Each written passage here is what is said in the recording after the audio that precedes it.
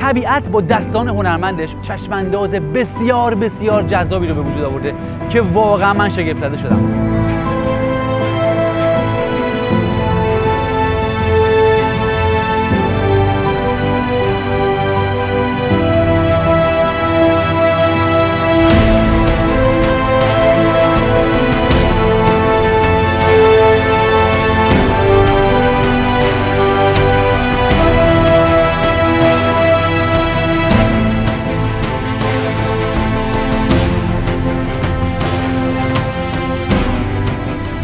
وای اینو ببین چه سره.